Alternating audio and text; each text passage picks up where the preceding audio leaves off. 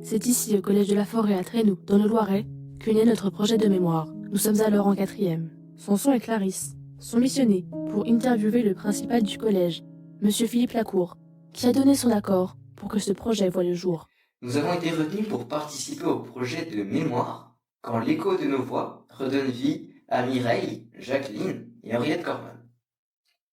Monsieur Lacour, est-ce que vous pourriez nous expliquer ce qu'apporte un projet mémoriel comme celui auquel nous allons participer dans un établissement comme le nôtre? Votre projet, Clarisse, il fait le lien entre l'histoire et des lieux qui sont proches de chez nous. N'oublions pas que la Shoah, liée à la Seconde Guerre mondiale, elle débute ici, à quelques pas du collège, et je pense au camp d'internement de Pithiviers, de Bonne-la-Rolande. Et enfin, Monsieur Lacour, en quoi ce travail de mémoire vous semble-t-il être un levier pour l'éducation à la citoyenneté?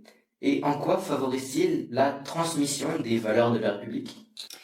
Samson, le travail de mémoire il est important parce que il permet de comprendre les drames du passé et aussi de comprendre le mécanisme qui conduit un État à mener une politique d'exclusion, voire totalitaire. C'est que ça permet de réfléchir aussi et d'avoir une réflexion sur les questions de respect des autres, du vivre ensemble, de citoyenneté, et également sur la façon dont on peut aider à défendre les droits de chacun. Et c'est avec tout cela, finalement, qu'on fait vivre la question de la citoyenneté et des valeurs de la République. Puis, Anouk et Tim rencontrent Madame Karine Lecomte, secrétaire générale du collège, sans qui le projet n'aurait vu le jour. Nous la savons investie dans la démarche de notre professeur, Madame Pourriot. C'est un atout précieux au collège. Bonjour Madame Lecomte. Bonjour. Nous sommes élèves en 4e. Moi, Tim Saunier. Et moi, Anouk Frulet. Nous avons été revenus pour participer au projet mémoire quand l'écho de nos voix redonne vie à Mireille, Jacqueline et Henriette Corman. Madame Lecomte, en quoi un poste comme le vôtre est essentiel dans un projet comme le nôtre? L'élaboration du budget, c'est une étape importante comme sur votre projet, puisque du coup, il y a 4 sorties et 1 voyage à l'étranger. Donc, il y a un travail préparatoire important avec l'enseignant qui est porteur du projet. Donc, avec Madame Pourriot, on travaille déjà depuis un moment sur le budget de vos sorties et voyages pour qu'il soit équilibré, tant en dépenses qu'en recettes. D'accord. Notre projet passe en conseil d'administration le 26 juin 2025. D'abord, Monsieur Lacour présente le projet mémoriel auquel nous participerons. Puis, il en donne le calendrier. Et enfin, Madame Lecomte procède au vote des différents éléments inhérents au projet.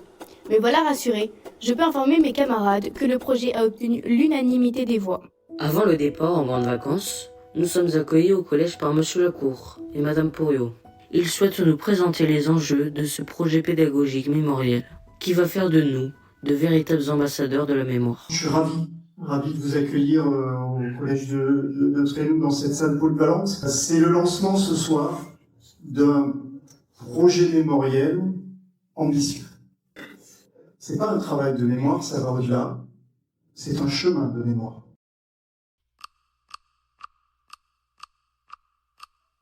Lundi 15 septembre 2025, 8h.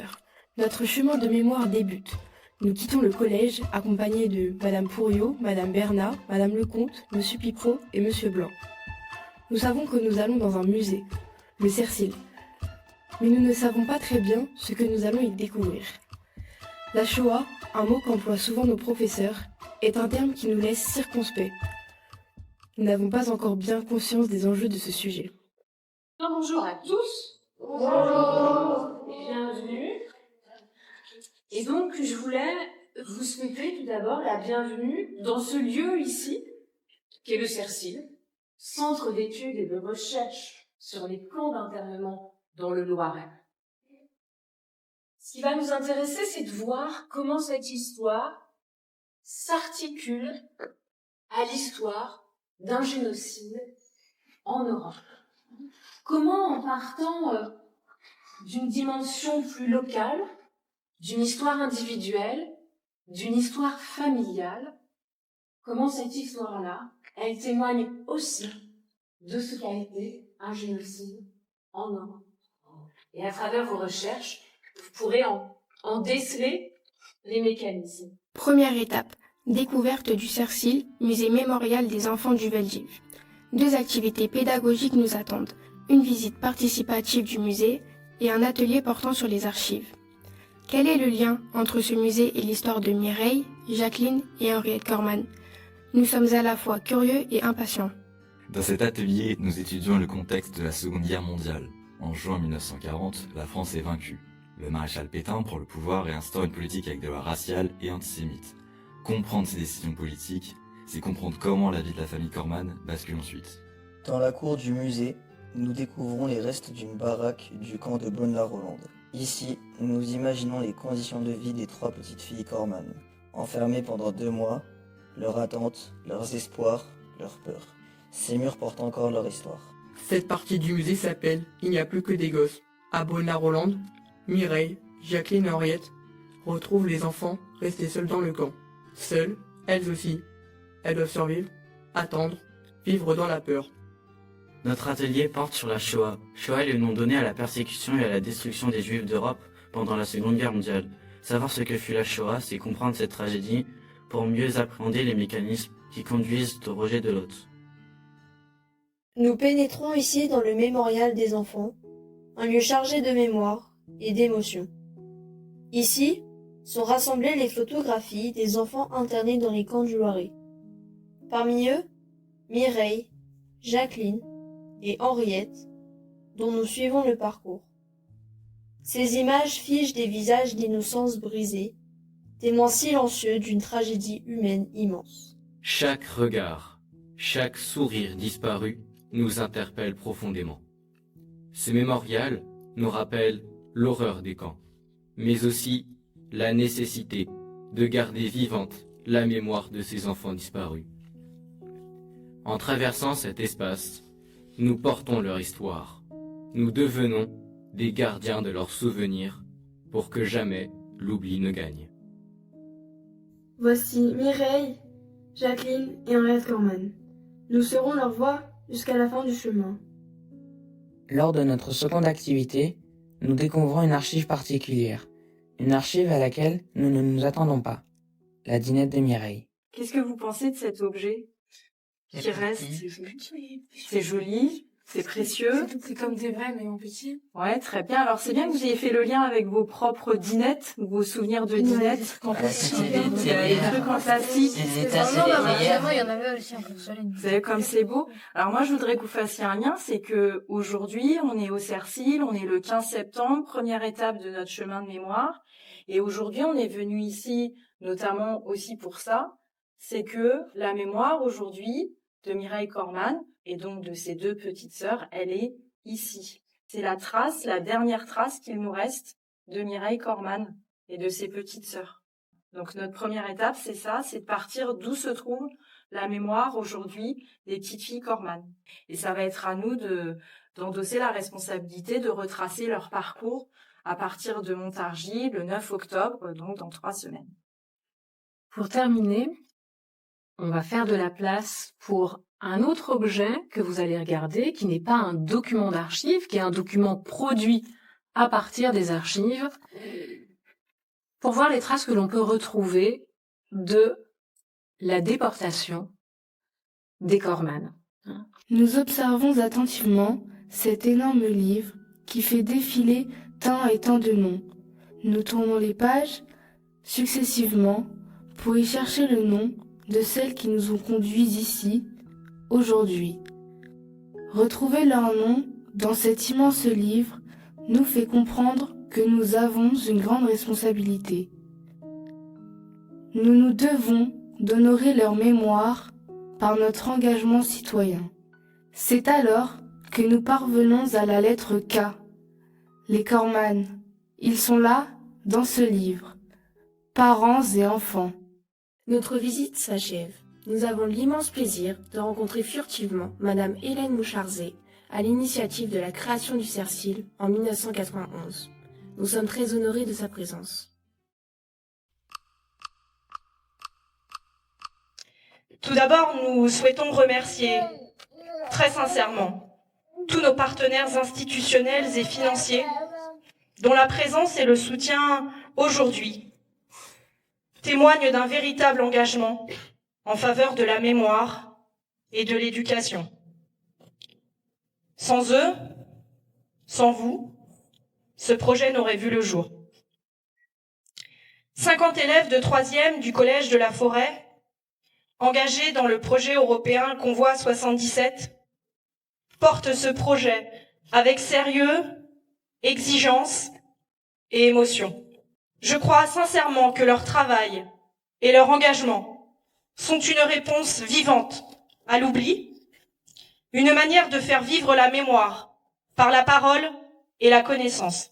Aujourd'hui, à Montargis, nous nous tenons ici, dans le silence, devant le vide qui demeure, pour honorer la mémoire de la famille de Lizora Korman, victime de la Shoah. 5 vies éteintes par la haine, mais 5 visages qui demeurent inscrits dans notre conscience. Nous vous remercions de votre présence et de votre soutien à tous, et tout particulièrement à vous, chères mesdames et messieurs Korman, pour la confiance que vous nous accordez. La mairie de Montargis est fière de soutenir ce projet mémorial. Un projet qui honore la mémoire d'une famille, la mémoire de 3 petites filles au destin tragique dans le cadre du génocide des Juifs pendant la Seconde Guerre mondiale. Pour conclure, je citerai Elie Wiesel, survivant de la Shoah et prix Nobel de la paix. Le contraire de l'amour, ce n'est pas la haine, c'est l'indifférence. Le contraire de la vie, ce n'est pas la mort, c'est l'indifférence. C'est pour moi l'occasion de remercier les enseignants, et tout particulièrement Madame Pourriot, professeure de lettres au Collège de Trénoux, et de féliciter les élèves de s'être engagés dans ce très très beau projet. Votre projet, mesdames et messieurs les enseignants, chers élèves, illustre l'école dans ce qu'elle a de meilleur. Travailler, apprendre, transmettre, faire vivre les valeurs de la République. Pour tout cela, je vous remercie très sincèrement et je vous dis bravo.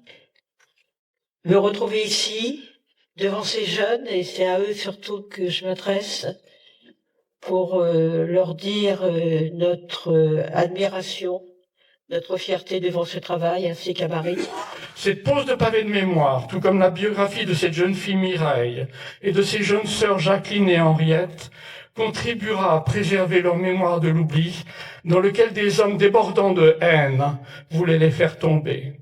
Au nom de Convoi 77, son président Georges Mayer, ses administrateurs et ses adhérents, je vous remercie. C'est bien entendu, bien sûr, un moment d'intense émotion de voir maintenant, ici, dans cette ville de France, célébrer la mémoire de nos parents disparus. C'est de prendre la mesure qu'entre la rafle et l'assassinat de leurs parents en juillet 42 et l'assassinat de nos 3 petites cousines, il se passe 2 ans. 2 ans de transport et d'aller d'orphelinat en orphelinat, en situation de séquestration, blocage. Et tout ça, c'est beaucoup d'organisation.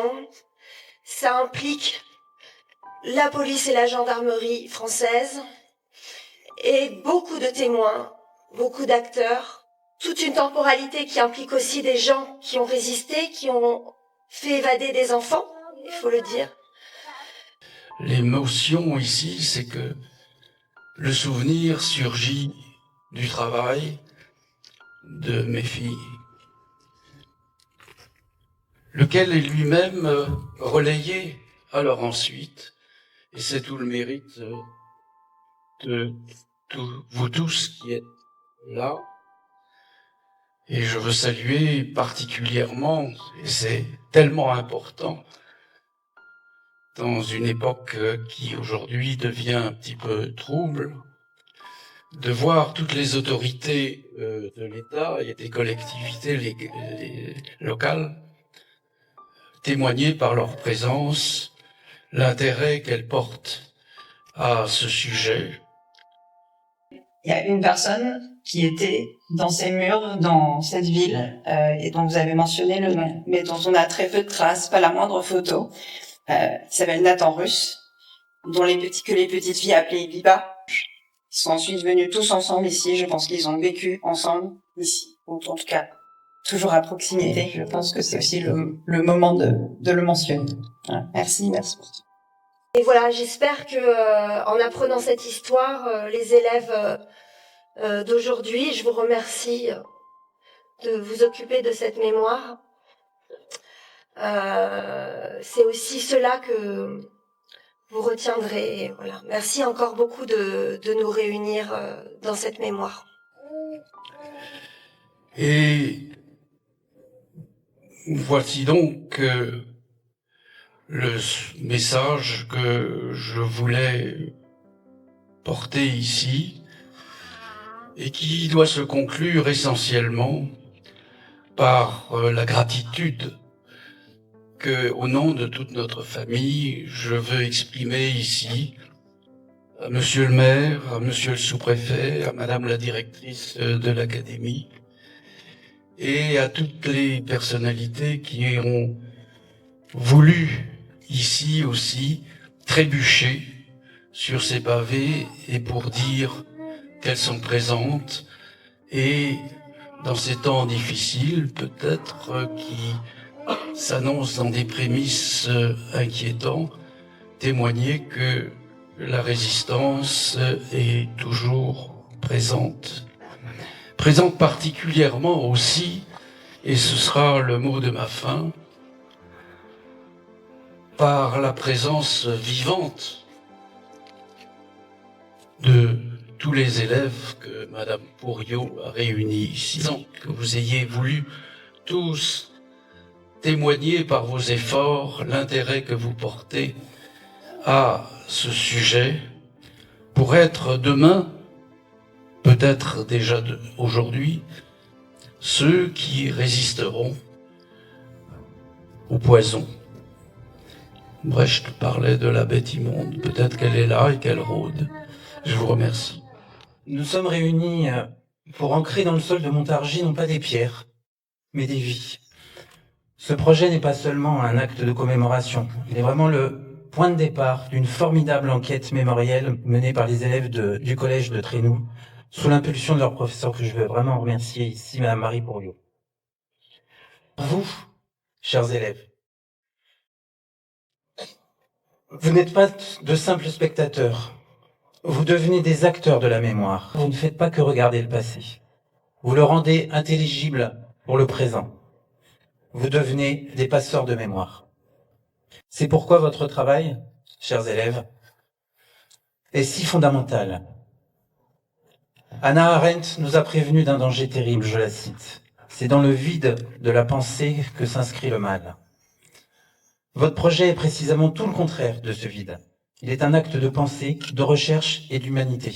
Il est un refus de l'oubli et une affirmation de nos valeurs républicaines. En ce jour symbolique, en posant ces pavés, nous ne faisons pas que combler un vide dans un trottoir. Nous comblons le vide de l'oubli par un acte de souvenir vivant et nous réaffirmons notre promesse. Plus jamais ça.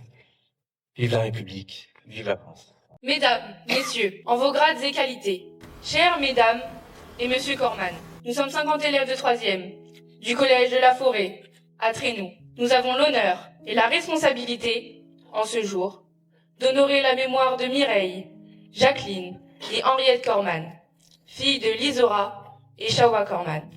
Notre chemin de mémoire débute ici au 51 avenue Adolphe Cochery à Montargis, dernier lieu d'habitation familiale des Corman.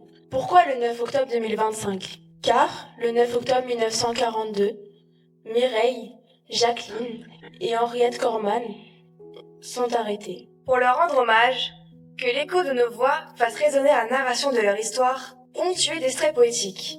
Que cette cérémonie à leur mémoire rappelle à tous combien la transmission de ces parcours individuels est notre héritage, et qu'il est de notre devoir de futurs citoyens de les faire connaître. Pour raconter l'histoire de la famille Corman, Nous avons choisi de partager avec vous le fruit de nos découvertes à partir des documents que l'on nous a confiés. Des extraits du poème intitulé « Le chant du peuple juif assassiné » de Yitzhak Katzenelson, traduit du yiddish par Batia Baum, serviront d'interlude à notre récit. Extrait du chant 1, Chante de Yitzhak Katzenelson. Chante, chante, prends ta harpe, vide de creuses légères. Sur ces fines cordes, jette tes doigts pesants. Cœur lourd de douleur, et chante le dernier chant. Chante, chante, lève haut ta voix brisée de douleur. 14 juin 1940. L'Exode. Lizora, Shawa et leurs 3 filles quittent Hayange, en Lorraine. Ils fuient l'avancée des troupes allemandes. Comment sont-ils arrivés jusqu'ici? Nous ne savons pas. D'après les recherches de la famille Corman, il semble qu'ils n'avaient pas choisi de s'installer ici, dans le Gâtinais. Pourtant, ils sont là. Ils trouvent d'abord un premier logement, rue de la Quintaine, où ils s'installent en famille, tous les 5. Mira, dite Mireille, a 8 ans. Jacqueline, 3 ans. Henriette, surnommée Gégette, 1 an. Nous imaginons leurs inquiétudes, leurs doutes, leurs peurs. Bien que la vie suive son cours, les filles vont à l'école. Lizora essaie de poursuivre son activité. Il est horloger. Octobre 1940. Les lois anti-juives imposées par le régime de Vichy passent. Lizora Corman recense sa famille à Montargis le 18 octobre 1940. L'étau se resserre. Saisis de tous leurs biens, ils n'ont désormais pour vivre que la cuisine et 1 ou 2 chambres. La famille Corman vit alors ici même, au 51 avenue Adolphe Cochery. 14 juillet 1942, les familles juives de Montargis, déclarées auprès des autorités, sont arrêtées. Lizora et Shawa Corman sont conduits à la prison de Montargis, écroués. Le processus génocidaire est en marche. À compter de ce jour-là, les filles n'ont plus et n'auront plus jamais de nouvelles de leurs parents. Elles sont recueillies par Madame Rebrouche. Extrait du chant 1, Chante de Yitzhak Katzenelson. Criez du fond des sables, de sous chaque pierre, criez, de toute poussière, de toute flamme, de toute fumée. C'est votre sang et votre sève, c'est la moelle de vos os, c'est votre vie et votre chair. Criez, criez bien haut. 17 juillet 1942, Mireille adresse une carte postale à ses oncles et tantes Ellie et Sarah Corman. Nous l'avons découverte dans les archives. Voici ce que Mireille dit. Chers oncles et tantes, papa m'a chargé de vous prévenir qu'ils sont partis tous les deux dans un camp inconnu. Je suis avec mes petites sœurs dans une famille amie de Monsieur Russe ou Biba. Gros chagrin. Biba aussi parti. Bon baiser à tous, Mireille. 9 octobre 1942. Jour de rafle. Tout est organisé, orchestré minutieusement. Les soldats allemands frappent aux adresses indiquées et ont les noms des filles sur leur liste. Mireille, Jacqueline et Henriette, sans parents depuis 3 mois, se retrouvent main dans la main, chassées du dernier cocon où elles ont tenté de prendre des habitudes. Munies du peu d'affaires qu'il leur reste, elles suivent les instructions, sans dire un mot. 9 octobre 1942, arrestation des 3 petites filles. Mireille a 10 ans, Jacqueline 5 ans, Henriette 3 ans. Que peut-on imaginer de ce moment? Il faut se vêtir, lasser ses chaussures, mais Henriette n'a que 3 ans. Plus tard, Madame Rebrouche dit d'elle qu'elles n'ont ni crié ni pleuré, qu'elles sont prêtes à suivre. Un temps suspendu. Que peut dire une sœur aînée de 10 ans à ses petites sœurs de 5 et 3 ans? Ne vous inquiétez pas, je suis avec vous. Tout ira bien. Des paroles rassurantes pour éviter les pleurs, pour éviter que les soldats allemands, avec leurs bottes rutilantes, ne se montrent terrifiants. L'une d'elles demande peut-être si elles vont rejoindre leurs parents. Que répond Mireille à ses petites sœurs? Un oui, d'espoir pour Jacqueline et Henriette, pleine d'innocence, mais un oui qui fait résonner une fatalité tragique dans la bouche de Mireille. Désormais toutes seules, elles suivent les soldats allemands, direction la fête gendarmerie de Montargis. Elles passent ensuite aux mains des autorités françaises qui gèrent les arrestations de la journée. Des petites filles françaises, un classe serré. Extrait du chant 2, Je joue, de Itzhak Katzenelson. Ils ne sont plus, et plus jamais ne seront ici-bas, sur la terre. Je les ai imaginés, oui. Je suis assise à terre, et je les imagine. Mais vraies sont leurs souffrances que tu vois, vraies leurs peines, vraies et immenses la douleur de leur mort assassine. 9 octobre 1942. Toutes trois emprisonnées. Pour quel motif? Nous imaginons qu'elles se retrouvent en cellule. Avec qui sont-elles? Qui leur parle? On ne peut que supposer leurs interrogations, leur désarroi, leurs doutes, leurs peurs. Mireille doit veiller sur ses petites sœurs, leur apporter soutien et réconfort, tenter dans ce lieu sombre de leur assurer autant qu'elle peut. Et si Jacqueline dit « la prison, c'est pour les méchants », qu'est-ce qu'on a fait, Mireille, pour être enfermée ici? Elle doit trouver les mots. Ne t'inquiète pas, tout ira bien. Dernier soir à Montargis. Ultime soir, dans cette ville du Gâtinais, qui a accueilli la famille Corman pendant 2 ans. Pouvaient-ils savoir, lorsqu'ils sont arrivés, que leur sort basculerait 2 ans après? Non, ils ne pouvaient pas. Et Mireille, Jacqueline et Henriette, savent-elles qu'ensuite elles vont être internées dans un camp, celui de Bonne-la-Rolande? Savent-elles que jusqu'à leur départ de France, le 31 juillet 1944, elles veulent être considérées comme des enfants bloqués? Savent-elles que leur destin est déjà tout tracé? Pour toutes ces raisons, nous sommes leurs pas et leurs voix. Que l'écho de nos voix redonne vie à Mireille, Jacqueline et Henriette Corman. Lizora, Shawa, Mireille, Jacqueline et Henriette Corman, 5 victimes de la Shoah. Pour terminer notre discours, nous souhaitons leur adresser ce dernier hommage à travers un texte collectif qui nous emmènera jusqu'à Birkenau, lieu de leur assassinat. Élégie pour Mireille, Jacqueline et Henriette Corman. Elle s'appelait Mireille, Jacqueline, Henriette. 3 petites filles, 3 vies en miettes. 10 ans, 5 ans, 3 ans. C'est tout. C'est peu, mais c'était elle. Et là, c'est nous. Octobre 42. Pas un cri, pas un geste. Juste une porte qui claque, un silence funeste. Elles n'étaient pas chez elles. Elles attendaient peut-être des ailes. On les a prises, comme on efface un mot, comme on rature une page, sans dire trop. Bonne-la-Rolande, puis l'Ugif, puis l'attente. Une vie, entre parenthèses, une enfance absente. 2 ans à survivre sans savoir comment. 2 ans de peut-être, 2 ans de vent. Puis juillet 44, plus de faux semblants. Une rafle, un train et plus d'enfants. Drancy, Bobigny, puis le convoi part. Numéro 77, terminus quelque part. Là où les noms s'arrêtent, là où le feu commence, là où l'Europe s'étue, dans le silence. Mais ici, on dit leurs noms. On les écrit sur la pierre, sur un stolperstein.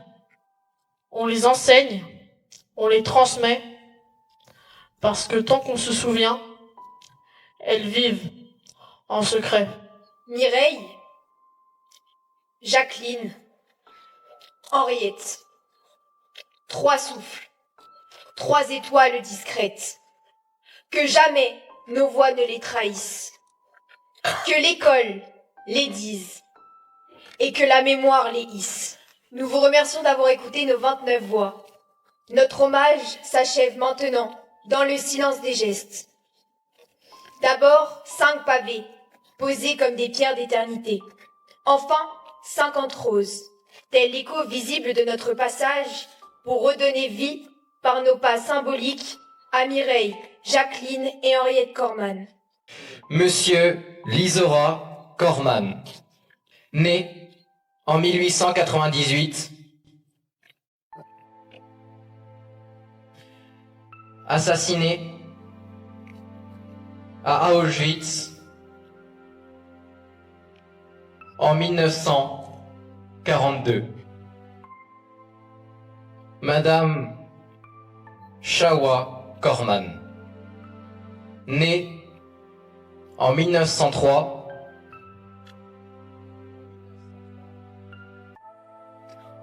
assassinée à Auschwitz en 1942. Mireille Korman, née en 1932, assassinée à Auschwitz en 1944.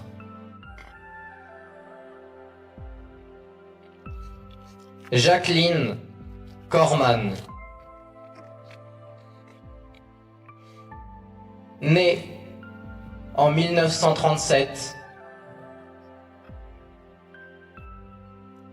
assassinée à Auschwitz en 1944. Henriette Korman,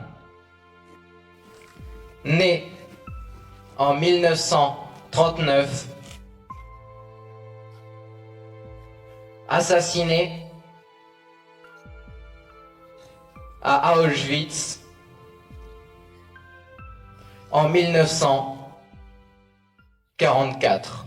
Nous sommes 50 élèves, 51 avenue Adolphe Cochery. Nos pas ralentissent, nos gestes deviennent plus attentifs. Sur ce trottoir ordinaire, aujourd'hui, rien n'est ordinaire. Nous déposons les roses une à une, comme on dépose une pensée, comme on confie une promesse. Ces roses sont pour les 3 petites filles Korman, 3 prénoms d'enfants, 3 vies brisées, parce qu'elles sont nées juives. Sur le sol, nous traçons des lettres. M, J, H. 3 initiales simples, presque fragiles, mais qui portent désormais une mémoire immense. Nous n'avons pas connu leur voix, ni leur jeu, ni leurs rêves. Mais aujourd'hui, nous les nommons. En déposant ces roses, nous disons que nous n'oublions pas, que leur histoire nous concerne encore. Et tant que nous, des jeunes, nous nous souviendrons, leur absence ne sera jamais un silence.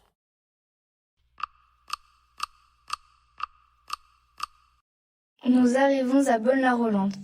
Nous marchons ensemble dans les rues. Certains, un peu angoissés, d'autres, impatients. Nous sommes attentifs à chaque pas qui nous rapproche de la stèle. Peu à peu, le lieu apparaît devant nous. Nous parcourons des yeux les murs couverts de noms. Nous cherchons, ligne après ligne, les prénoms de Mireille, Jacqueline et Henriette Korman. Nous les trouvons, nous les lisons en silence. Puis, Madame Pouriot et Monsieur Pipro nous préparent pour la cérémonie. Certains portent les documents, d'autres se tiennent prêts à lire. Donc ici, nous sommes au cœur du camp de Beaune-la-Rolande. Je suis très fier de vous accueillir parce que vous faites un travail conséquent, vous les jeunes et puis les enseignants. Merci en tout cas d'être ici et de transmettre cette mémoire à nos générations futures. Au nom du CERCIL que vous avez visité il y a quelques semaines, nous voulions vous adresser un message. Vous avez commencé un travail de mémoire en ouvrant un livre grâce à votre professeur. Mais ce livre, c'est celui d'une histoire réelle, avec des lieux, avec des personnes qui ont existé pendant la Shoah. Et vous êtes aujourd'hui sur ce lieu de l'internement. Vous ne savez pas encore, et personne ne sait pour vous, ce que cette enquête marquera dans vos esprits, dans votre construction. Vous êtes en train, sans peut-être en prendre conscience, sans avoir conscience déjà aujourd'hui, vous êtes en train de construire votre conscience en allant sur les pas de ces jeunes filles. Et désormais, en fait, c'est nous qui allons vous suivre. C'est le cas d'ailleurs aujourd'hui. C'est vous qui nous racontez cette histoire, qui fait vivre cette histoire. Et merci à vous de faire entendre cette histoire à travers les archives, à travers les livres, à travers ce que vous allez en dire, à travers le contact que vous êtes en train de nouer avec ce passé. Merci à vous. Aujourd'hui, en ce jour, nous nous retrouvons à Beaune-la-Rolande pour honorer la mémoire de Mireille, Jacqueline et Henriette Corman. Toutes les trois ont été arrêtées à Montargis, internées à Beaune-la-Rolande, raflées à Saint-Mandé, puis déportées depuis Bobigny et, enfin, assassinées à Auschwitz-Birkenau. 3 petites filles françaises, victimes d'une politique raciste et antisémite, en France et en Europe. Que l'écho de nos voix redonne vie à Mireille, Jacqueline et Henriette Corman. Pourquoi le 10 décembre 2025 ? Car, le 10 décembre 1942, après un internement de 2 mois, Mireille, Jacqueline et Henriette Corman sont dites libérées. Des extraits du poème intitulé Le chant du peuple juif assassiné de Yitzhak Katzenelson, traduit du yiddish par Batia Baum, des extraits du récit La petite fille du Veldiv d'Annette Muller et du récit Après la rafle de Joseph Weissmann serviront d'interlude à notre récit. Extrait du chant 1, Chante de Yitzhak Katzenelson. Chante, chante, prends ta harpe, vide, creuse et légère. Sur ces cordes fines, jette tes doigts pesants, cœur lourd de douleur, et chante le dernier chant. Chante les derniers juifs d'Europe sur cette terre. Nuit du 9 au 10 octobre 1942. Aux mains des autorités françaises, Mireille, 10 ans, Jacqueline, 5 ans, et Henriette, 3 ans, passent la nuit dans la prison de Montargis. Mireille doit veiller sur ses petites sœurs, leur apporter soutien et réconfort. Tenter, dans ce lieu sombre, de les rassurer autant qu'elle peut. 10 octobre 1942. Mireille, 10 ans, Jacqueline, 5 ans, et Henriette, 3 ans, quittent Montargis, puis arrivent à Beaune-la-Rolande après un trajet en camion. Nous, à travers nos yeux de collégiens, nous les imaginons, toutes les trois, arrivant dans ce camp d'internement, pratiquement vide. Grâce au récit d'Annette Muller, nous imaginons leurs premières impressions. Le camp était entouré de fils de fer barbelés épais. Aux 4 coins, des gendarmes, dans des miradors, traquaient jour et nuit des fusils. Au-delà, on apercevait le clocher de l'église du village tout proche. Il y avait une vingtaine de baraques de bois. Devant certaines, des bandes de ciment étroites avec des trous espacés.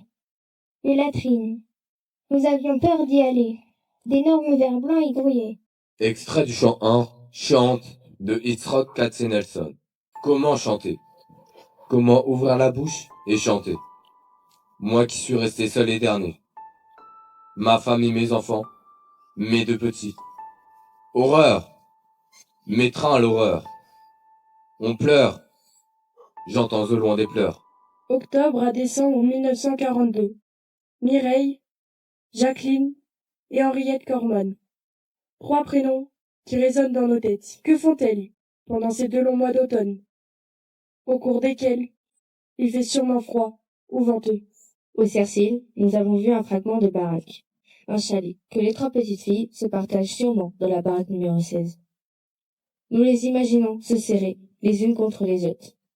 Mireille et Jacqueline entourant Henriette d'un amour fraternel. Grâce au récit de Joseph Weissmann, nous nous représentons. Il ne reste pas un adulte dans le camp, sauf nos bourreaux qui nous gardent, toujours les armes à la main. Comme si des enfants de 3 ans pouvaient se réveiller terroristes. On voit des aînés tenir la main d'un petit frère. Ce dernier s'accroche avec l'énergie du désespoir. De nombreux enfants se tiennent prostrés contre une palissade. Nous sommes à l'abandon, le cœur brisé, anéantis physiquement et moralement. Je nous regarde et me demande pourquoi on nous a fait ça. Extrait du chant 1, Chante, de Yitzhak Katzenelson. Chante, chante, lève haut ta voix brisée de douleur. Cherche, monte le trouver là-haut, s'il y est encore. Et chante, chante-lui le chant dernier du juif dernier. Il a vécu, est mort, sans sépulture, et n'est plus. Mireille, Jacqueline et Henriette Corman. 3 enfants victimes de la Shoah.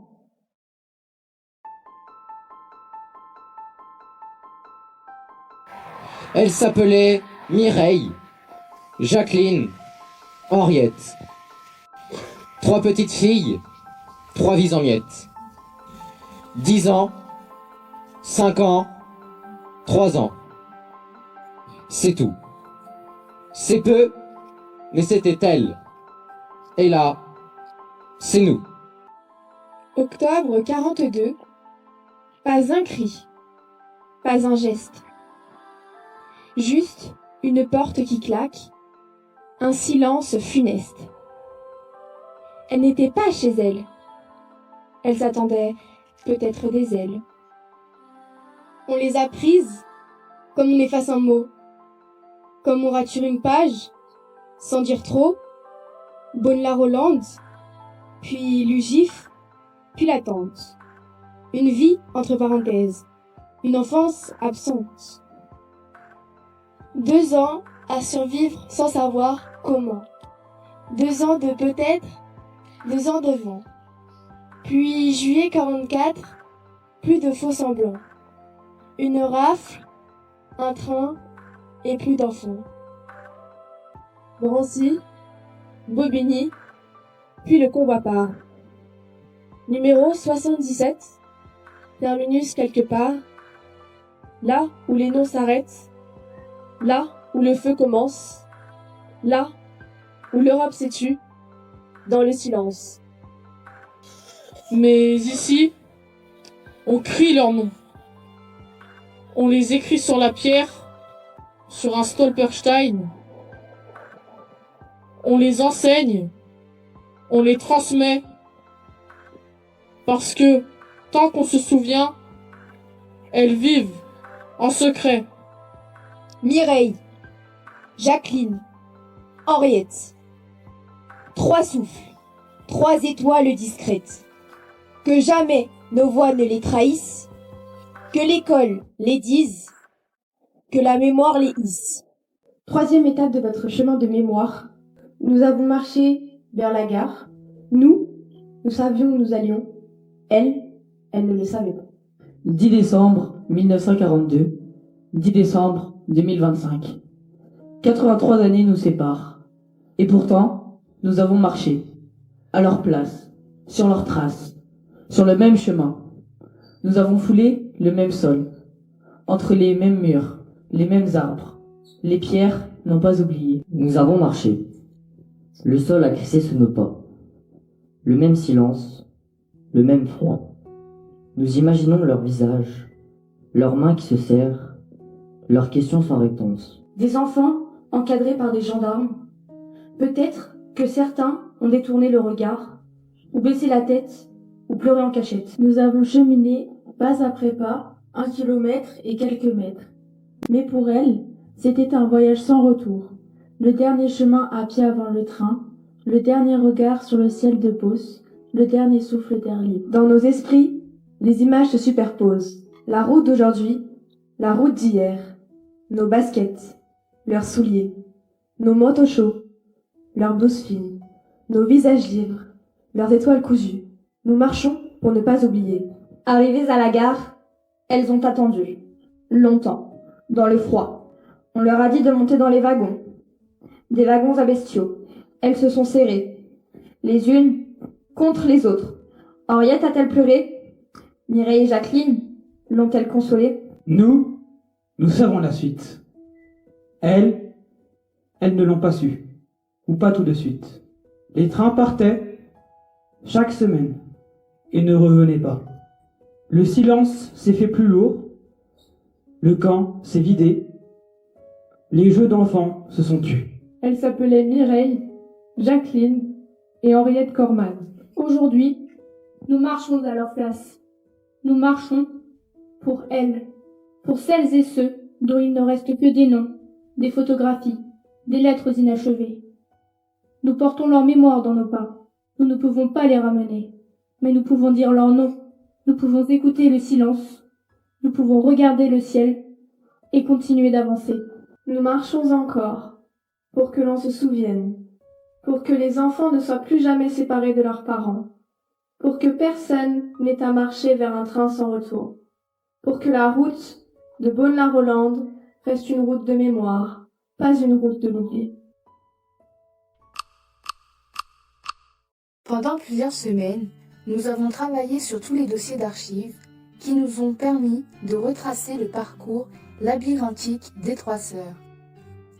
Du 10 décembre 1942 au 22 juillet 1944, soit pendant 589 jours, Mireille, Jacqueline et Henriette vont de maison d'enfant en maison d'enfant.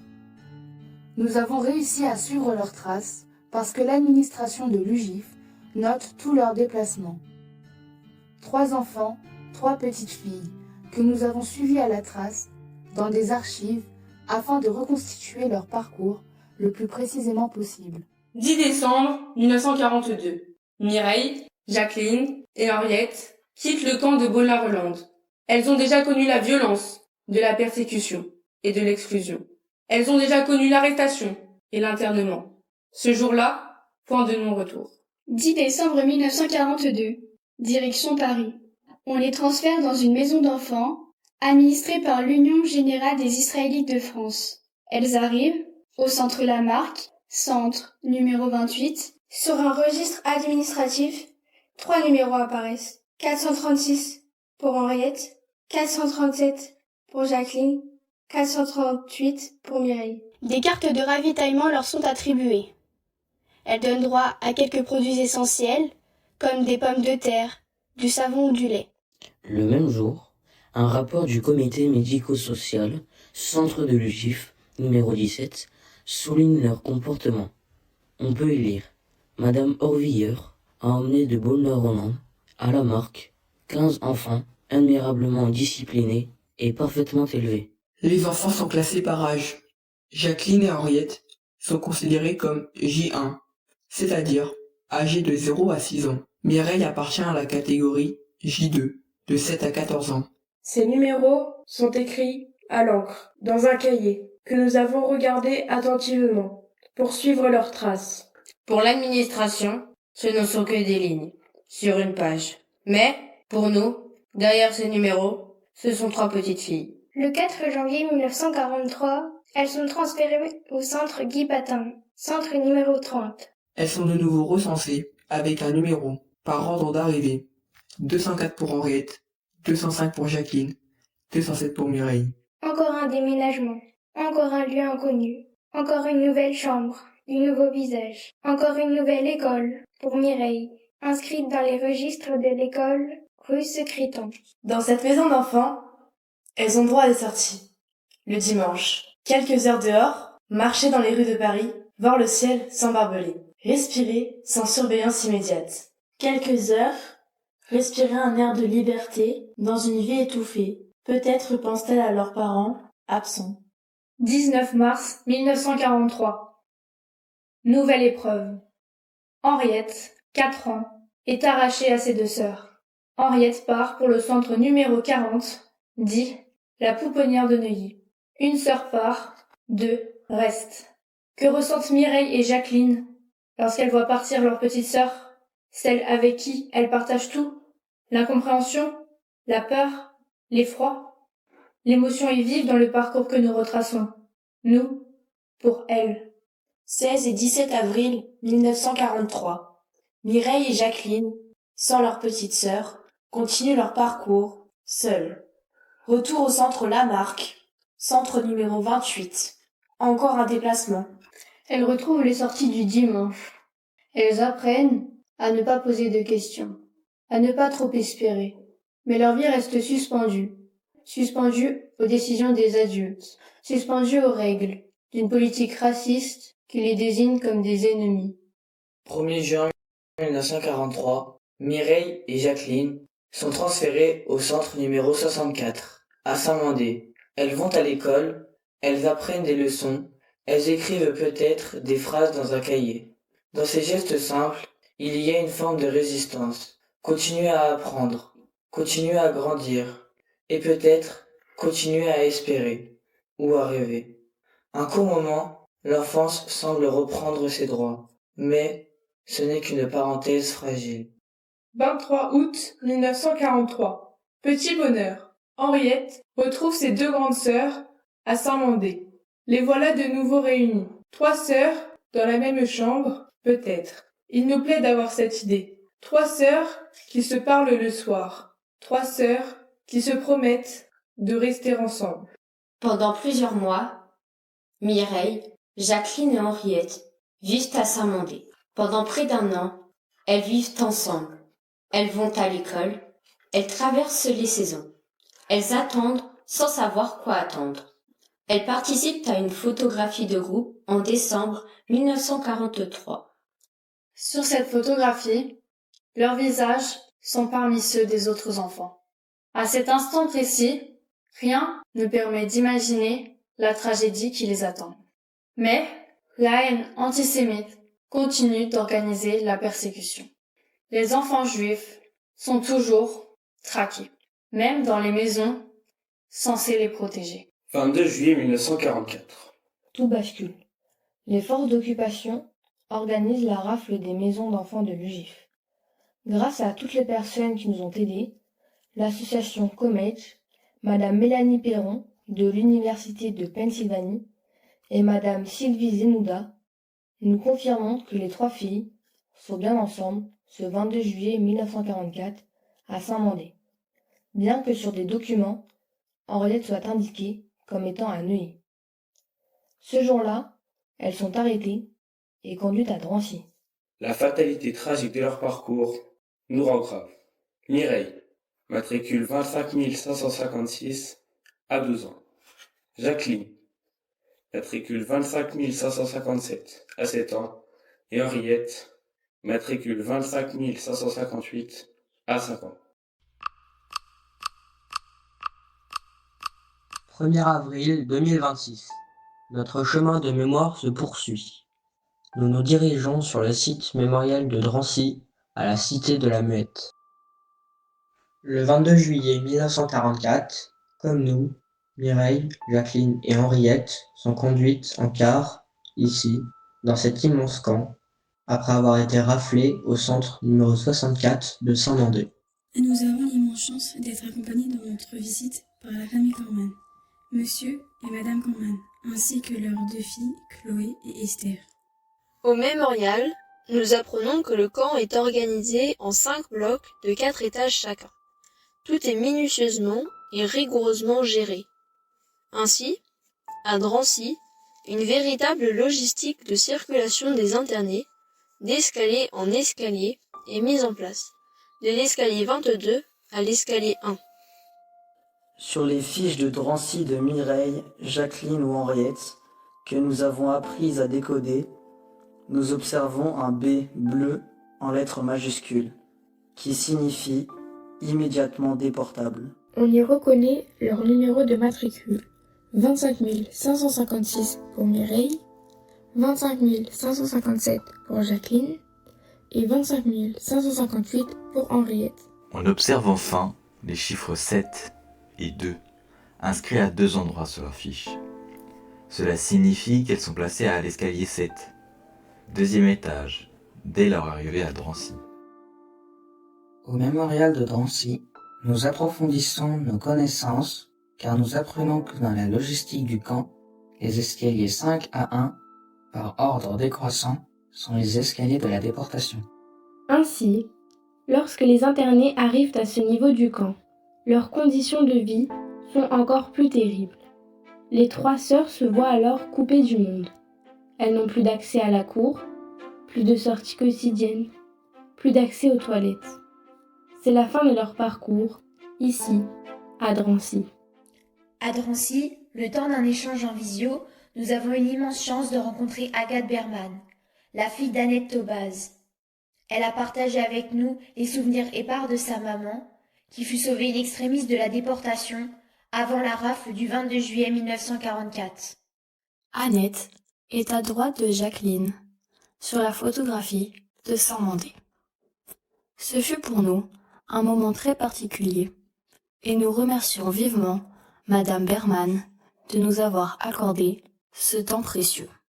Enfin, c'est également avec beaucoup de respect et de reconnaissance que nous remercions très chaleureusement la famille Corman d'être venue à notre rencontre une deuxième fois dans notre parcours.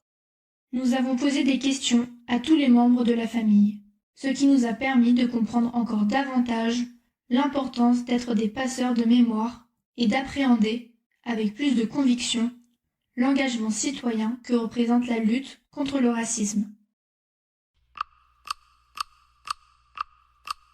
Mesdames et messieurs, en vos grades et qualités, chers camarades, nous voilà aujourd'hui réunis à la gare de Bobigny.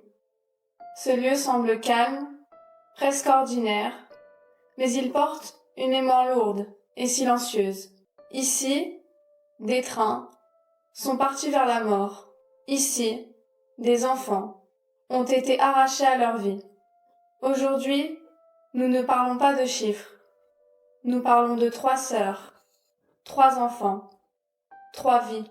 Leurs noms étaient Mireille, Jacqueline et Henriette. 3 sœurs, 3 petites filles qui avaient une famille, des souvenirs, des rêves. 3 petites filles qui auraient dû grandir, étudier, aimer et vivre. Extrait du chant 1, Chante, de Yitzhak Katzenelson. Des entrailles des bêtes dans la forêt, des poissons dans la rivière, qui vous ont dévoré. Criez, du fond de la fournaise. Criez, grands et petits. Criez, je veux entendre votre voix. Je veux un cri de douleur, un hurlement de colère. Je veux une clameur. Crie, peuple juif assassiné. Crie, lance ton cri. 31 juillet 1944. Un car, comme nous, les amène ici, à la gare de Bobigny. Devant elle, des wagons à bestiaux, des hommes, des femmes, des enfants entassés à l'intérieur. Plus de 1000 personnes partent ce jour-là vers l'inconnu. Convoi numéro 77. Aujourd'hui, nous racontons leur histoire parce que la mémoire ne doit pas disparaître, parce que l'oubli serait une seconde disparition. Nous sommes une autre génération, nous n'avons pas connu la persécution, mais nous avons reçu une responsabilité, celle de transmettre. Henriette, Jacqueline, Mireille, 3 enfants françaises, 3 sœurs, 3 vies brisées, 3 noms que nous promettons de ne jamais oublier. Extrait du chant 4, Déjà le retour, les wagons, de Yitzhak Katzenelson. Ô épouvante, ô terreur, une stupeur me frappe, m'étreint le cœur. Ils sont déjà de retour, les wagons. Hier à peine, hier au soir ils sont partis. Et aujourd'hui, les voici de nouveau sur la place de Lumschal. Tu vois, leurs gueules béantes, grandes ouvertes sur l'horreur. Elle s'appelait Mireille, Jacqueline, Henriette. 3 petites filles, 3 vies en miettes. 12 ans, 7 ans, 5 ans. C'est tout. C'est peu, mais c'était elle. Et là, c'est nous. Drancy, Bobigny, puis le convoi part. Numéro 77, terminus quelque part, là où les noms s'arrêtent, là où le feu commence, là où l'Europe s'étue dans le silence. Mireille, Jacqueline, Henriette. 3 souffles, 3 étoiles discrètes. Que jamais nos voix ne les trahissent. 31 juillet 1944. Gare de Bobigny. Nous les avons laissés là, sur les rails, une dernière fois, proche de leur vie d'avant. Puis c'est le départ. Convoi numéro 77. Le train se referme sur elle, dans un wagon à bestiaux, sombre, étouffant, sans espace, sans horizon. Des heures, des jours, à attendre, à souffrir, sans savoir exactement où elles vont, mais en sentant que quelque chose d'irréversible est en train de se produire. Chers élèves, Nous voici arrivés au terme de notre chemin, ici, à Birkenau. Depuis des mois, nous avons suivi pas à pas le destin de 3 petites filles.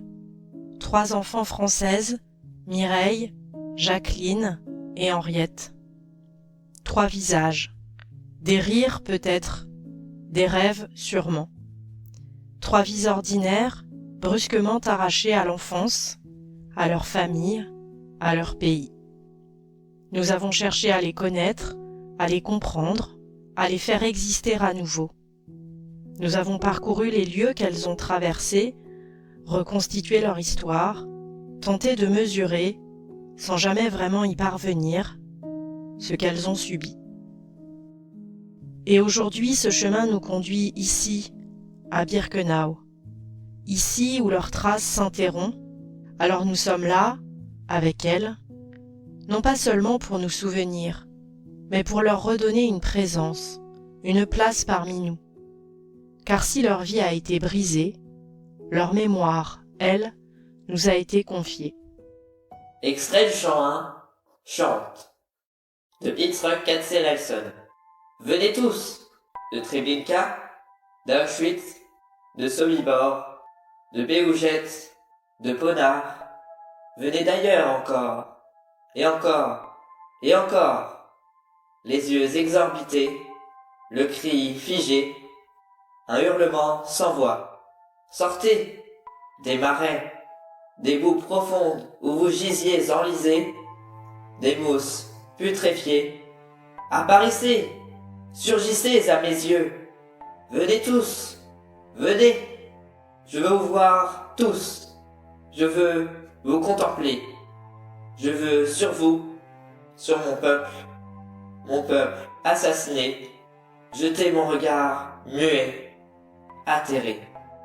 Et je vais chanter, oui, à moi l'art, je joue. Elles étaient 3 petites filles, 3 enfants françaises, 3 enfants juives. Le train les a conduites jusqu'ici, à Birkenau, ici où le voyage s'est arrêté. Elles n'ont pas eu le temps de grandir. Elles n'ont pas eu le temps de choisir leur avenir. Elles ont été assassinées parce qu'elles étaient nées juives. Aujourd'hui, nous sommes au bout de leur chemin. Mais leur histoire, elle, ne s'arrête pas. Nous sommes là pour la dire, pour que Mireille, Jacqueline et Henriette ne disparaissent jamais tout à fait. Ici, à Birkenau, nous ne les laissons pas seules. Nous les nommons et nous nous souvenons. Extrait du chant 7, Trop tard, de Yitzhak Katzenelson. Nous tous, nous le savions. Le poisson dans l'eau, comme l'oiseau sur le toit. Les autres autour de nous. Tous. On nous assassine. On nous extermine. Et sans aucun pourquoi, tu peux y aller. C'est une affaire conclue et résolue. Il faut le liquider. Le peuple juif. L'anéantir tout entier. Du plus grand au plus petit. Nous avons retrouvé Mireille, Jacqueline et Henriette Korman dans un livre des noms immense. Celui-ci présente des noms de 4,8 millions de personnes victimes de la Shoah sur les 6 millions. Ce livre nous a impressionnés. Il mesure 8 mètres de long, 2 mètres de haut et 1 mètre de large. Élégie pour Mireille, Jacqueline et Henriette Korman. Elle s'appelait Mireille, Jacqueline, Henriette. 3 petites filles, 3 vies en miettes. 12 ans, 7 ans, 5 ans. C'est tout. C'est peu, mais c'était elle. Et là, c'est nous. Octobre 42. Pas un cri. Pas un geste. Juste une porte qui claque.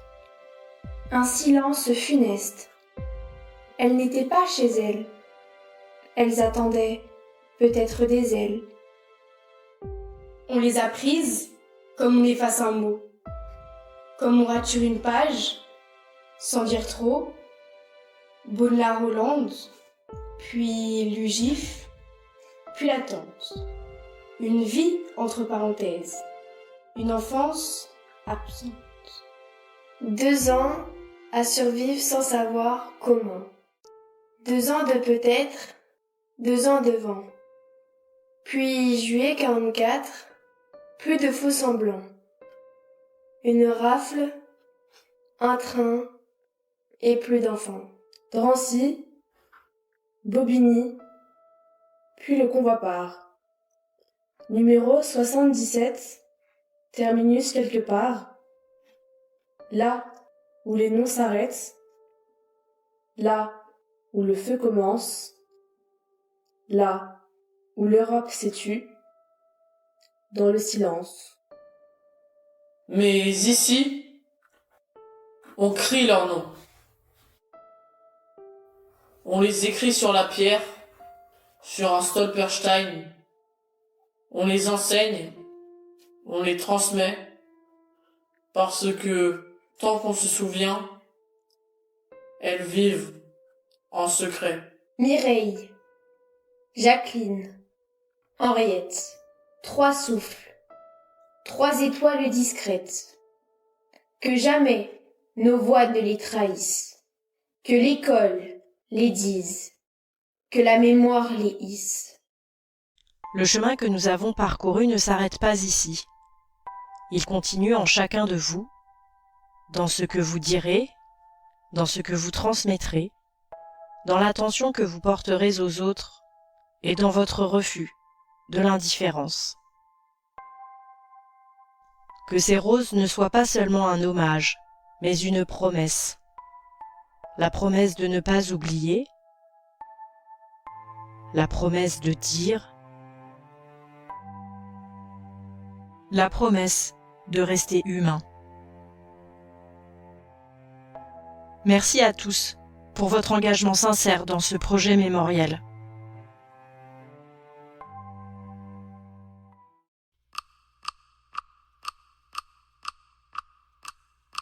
Après des mois de recherche, de cérémonies, de rencontres, d'écriture et de tournage, vient le temps de partager. Dans cette salle réunie pour la restitution du projet, élèves, familles et partenaires se retrouvent pour découvrir le travail accompli ensemble. Chacun porte une part de cette aventure humaine et mémorielle. Lorsque nous avons commencé ce projet, les prénoms de Mireille, Jacqueline et Henriette n'étaient pour nous que quelques lignes dans des archives. Peu à peu, nous avons découvert leur visage, leur histoire, leurs rêves d'enfants interrompus par la haine et la barbarie. Nous avons parcouru les lieux qu'elles ont connus, de notre collège jusqu'à Auschwitz-Birkenau. Un chemin fait de silence, de questions difficiles, parfois de larmes, mais aussi de rencontres, de découvertes et d'une certitude qui s'est imposée à nous. Nous ne pouvions pas rester indifférents. Ce chemin de mémoire nous a permis de mieux comprendre ce que signifient les mots exclusion, persécution et destruction. Et ce projet ne nous a pas seulement appris l'histoire, il nous a appris l'importance de la mémoire et de la transmission. Transmettre, c'est résister à l'oubli. Et résister à l'oubli, c'est aussi choisir quel monde on veut construire demain. Nous avons aussi compris que la citoyenneté consiste à rester vigilant face à toutes les formes de racisme et de discrimination. Autour des élèves sont présents leurs parents, les représentants des institutions et des collectivités, élus, représentants de l'éducation nationale, personnel de direction, enseignants, partenaires, témoignent par leur présence de l'importance accordée à la transmission de l'histoire et des valeurs de la République. La famille Corman est présente, elle aussi. Dire toute ma reconnaissance pour ce qui a été accompli par tous ces jeunes gens et sous la direction de Madame Pourriot. Toute ma reconnaissance, encore une fois, toute ma reconnaissance émue. À travers cette restitution, les élèves, devenus à leur tour des passeurs de mémoire, partagent le fruit de leur engagement et donnent une nouvelle voix à l'histoire qu'ils ont choisi de transmettre. Pour tout ce parcours, le prix départemental de l'éducation citoyenne leur est remis. Un immense merci à tous les partenaires qui ont permis ce projet. Certains nous ont rendu visite au collège.